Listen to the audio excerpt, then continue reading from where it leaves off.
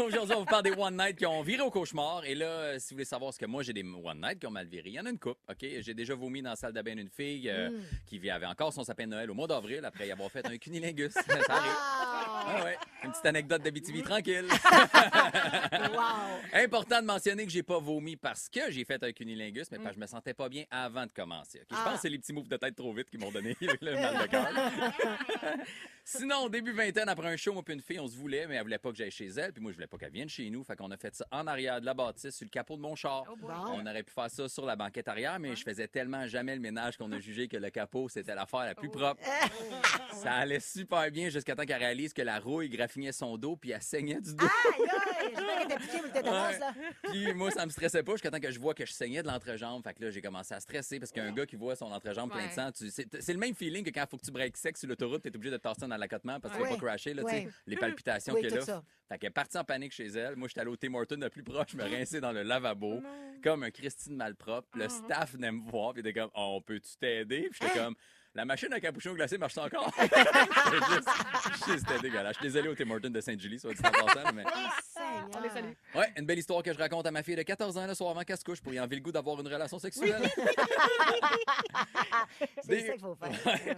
Des One Night qui vont mal, j'en ai eu plein. J'en ai eu plein de beaux aussi, mais la question à se poser, c'est qu'est-ce qui fait en sorte que ça se déroule mal? OK? Plein de choses. Est-ce que l'autre est en couple? Si oui, ça se peut que ça finisse en bataille puis en pleurs. OK? Est-ce que vous êtes intoxiqué? Si oui, ça se peut que tu fasses des choses que tu ferais pas normalement. Puis là, tu te réveilles le lendemain et tu trouves que ta langue goûte le cul. C'est exactement ça. OK? Des fois, c'est des trucs minimes aussi. OK? Est-ce que la personne est plus vieille, blessée, elle parle pas la même langue, elle est en chaise roulante, elle vient de vivre un deuil? Parce que coucher avec quelqu'un qui sort du salon funéraire, qui se déplace en marchette, tu cherches un peu le tour. OK? Sinon, c'est des détails de la vie, là, des petits trucs. Le stress, la pression, le timing, le gars bande pas, puis ça scrape tout. T'sais. Puis là, s'il y en a qui se demandent, Mike, ça t'es-tu déjà arrivé de pas bander? Ça, c'est personnel. Mais je peux vous dire que je suis en forme, puis je suis juste dans la trentaine, fait que tout va bien.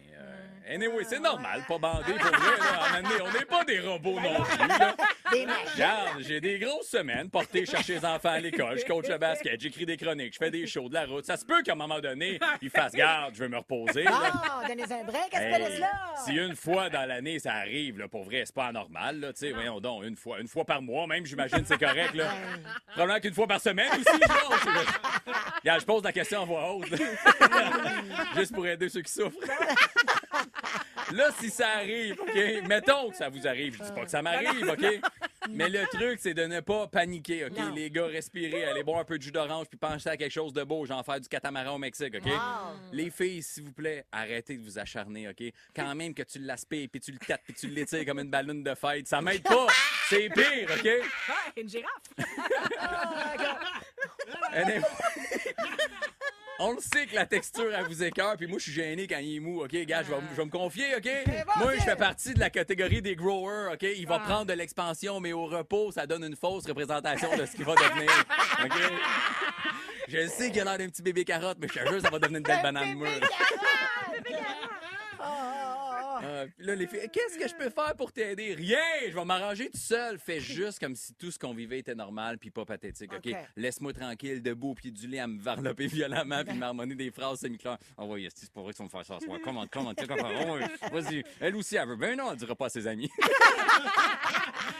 Faire semblant, c'est ça qu'on veut que tu fasses, OK? On sait que vous fakez des fois, ben là, c'est le meilleur moment. Fais semblant que tu vois pas la détresse dans mes yeux, OK? Laisse-moi le tenir bien fort pour pas qu'il plie dans le milieu quand j'essaie de le rentrer. C'est juste ça que je veux que tu fasses, OK? Bref. C'est normal. Une belle anecdote que je raconte à ma fille pour y enlever le goût d'avoir une relation sexuelle avant 25 ans. Les démons du midi. 96.9.